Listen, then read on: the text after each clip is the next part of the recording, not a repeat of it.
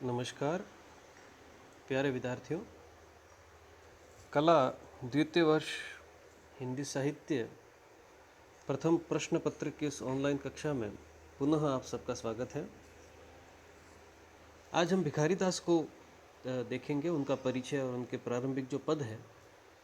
यह हमारे तीसरे कवि है जो हमारे पाठ्यक्रम में संकलित पुस्तक है रीति काव्य सुमन। उसके भिखारी दास जो है वो रीतिकाल के उन कवियों में से है जो सर्वांग विवेचन करते हैं। सर्वांग विवेचन का तात्पर्य यहाँ पर यह है कि जो कुछ जिन्होंने अपनी कलम भक्ति पर भी चलाई है, नीति पर भी चलाई है, श्रृंगार पर भी चलाई है, उन्हें हम सर्वांग विवेचक कवि के रूप में जानते हैं। तो उसमें से एक प्रमुख कवि भिखारी दास भी है।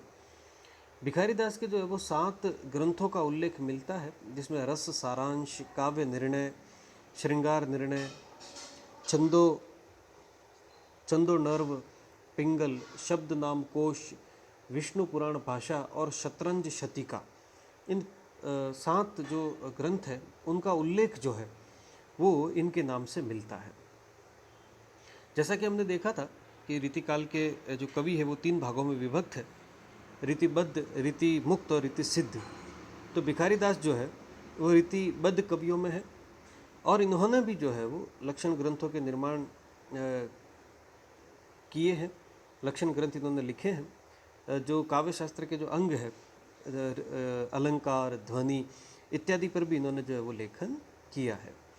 जो संकलित अंश हमें पढ़ने के लिए दिया गया है इस किताब में, वो भिखारी दास के काव्य निर्णय, श्रृंगार निर्णय, रस सारांश और विष्णु पुराण जैसी कृतियों से संकलित किया गया है, वहाँ से लिया गया है।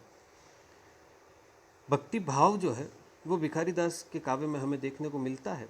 वे कहीं कहीं पर जो है वो ईश्वर का बड़े गहराई से जो है वो वंदन करते हैं, उनका स्मरण करते हैं पूरे मन से, और कहीं कहीं पर अपनी अधमता और अपनी दीनता का वर्णन भी करते हैं। भिखारी दास का यह मानना है कि ईश्वर जो है वे सबका भला करते हैं, सारे पतितों का उद्धार करते हैं, तो वे ही मेरा भी उद्धार करेंगे। भिखारी दास कहते हैं कि हे प्रभु, मेरा घर आंगन जो है वो दरिद्रता की खान है।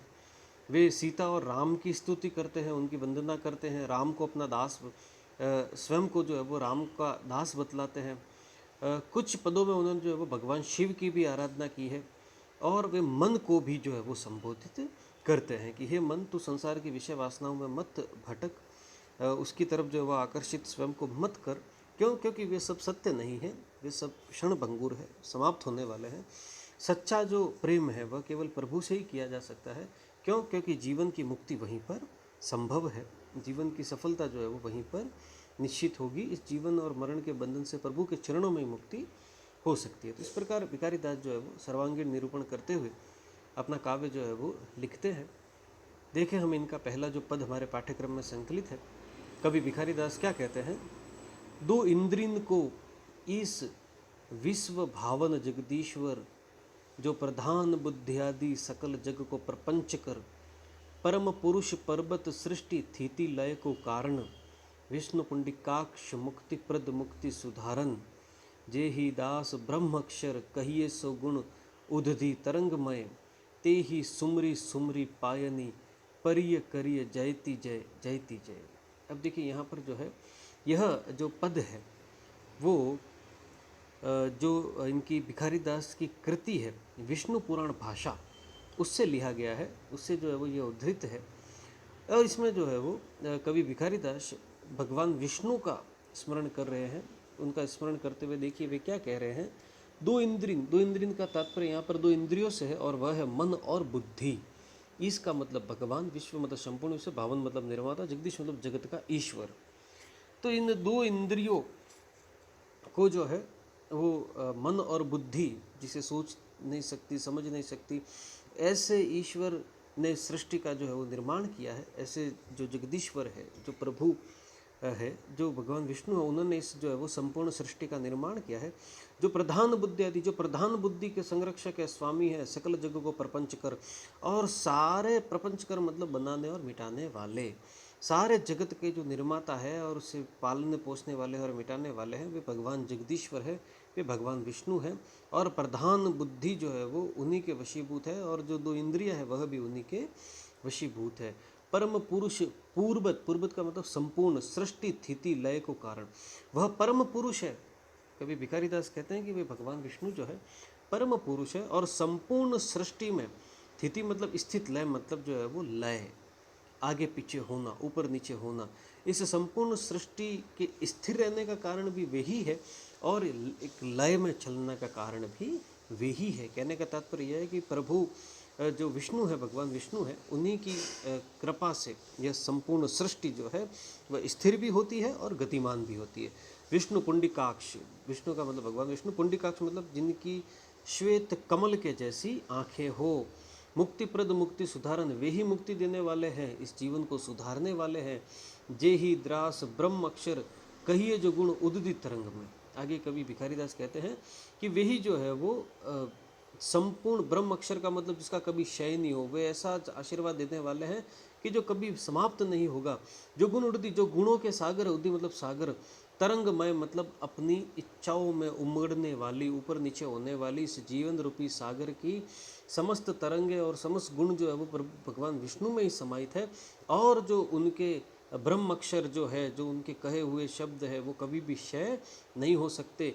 ऐसे विष्णु भगवान के चरणों में मैं अपना जीवन समर्पित करता हूँ। ते ही सुमरी सुमरी, उन्हीं को ही लगातार सुमिरन करता रहता हूँ। पाई नहीं पर ये पैरों में गिरता हूँ, करिए जय जय जय, और रात दिन उन्हीं का गुणगान करते हुए उन्हीं की जय जयकार में करता रहता हूँ। तो यहाँ पर कभी भिखारी दास ने जो है वो भगवान विष्णु के प्रति अपना समर्पण भाव जो है वह उजागर किया है। अगला हम दूसरा पद देखें।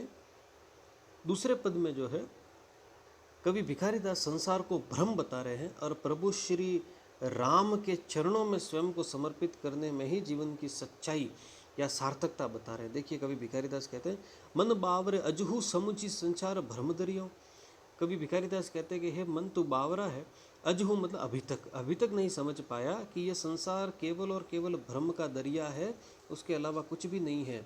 यही तरनी का यह चाड़ी के कछु नाही और उपाय। आगे कवि जो वो भिखारी दास कहते हैं कि संसार रूपी सागर को तैर के पार करने का सभी उपायों को छोड़कर केवल एक ही उपाय है, और वह उपाय क्या है? ले संग भक्ति मल्लाह, कि अपने साथ जो है वो भक्ति रूपी मल्लाह को ले लीजिए। मल्लाह कहते हैं नाव चलाने वाले व्यक्ति को। करिया रूप सो ले आओ, करिया मतलब जो है वो नाविक। किस प्रकार जो है वो भक्ति रूपी मल्लाह बनकर जो नाविक रूप में जो है वो अपने साथ ले लो। तो श्री राम सीता चरित चर्चा शुभ्र गीता नाम, शुभ्र मतलब पाक, पवित्र, और प्रभु श्री राम की जो है वो चर्चा कीजिए, प्रभु श्री राम का नाम लीजिए, सीता को याद कीजिए, उनकी चर्चा चाहिए, उनके शुभ सुमिरन से ही तुम्हारा जो है वो जीवन पार लगेगा, अन्यथा इस भव सागर से तुम्हारी मुक्ति होना संभव नहीं है। तो कभी भिखारी दास जो है वो इस पद में जो है वो प्रभु श्री राम और सीता का सुमिरन करते हुए कहते हैं कि संसार रूपी सागर को पार करने का और कोई भी उपाय नहीं है और कोई भी तरीका नहीं है। प्रभु श्री राम और माता सीता की भक्ति रूपी नाव में तुम बैठ जाओ और भक्ति रूपी मल्लाह का जो है वो तुम साथ कर लो, तो तुम्हारा इस संसार रूपी सागर से पार जो है वो जीवन लग जाएगा, तुम्हारे जीवन को मुक्ति मिल जाएगी। अन्यथा यह संसार केवल और केवल भ्रम है। अपने मन को संबोधित करते हुए कवि भिखारी दास कह रहे हैं कि हे मन, इतना हो जाने के बाद भी तो अभी तक भी यह नहीं समझ पाया कि यह संसार तो केवल भ्रम का दरिया है, और इससे पार जाने के लिए केवल प्रभु श्री राम और सीता माता का सुमिरन ही तेरी सहायता कर सकता है, और कोई भी इसमें तेरी सहायता जो है वो नहीं कर सकता। तो ये भिखारी दास की कुछ प्रारंभिक भावना हमने देखी। अगले वीडियो में हम इनके अगले पद जो है वो देखेंगे। धन्यवाद।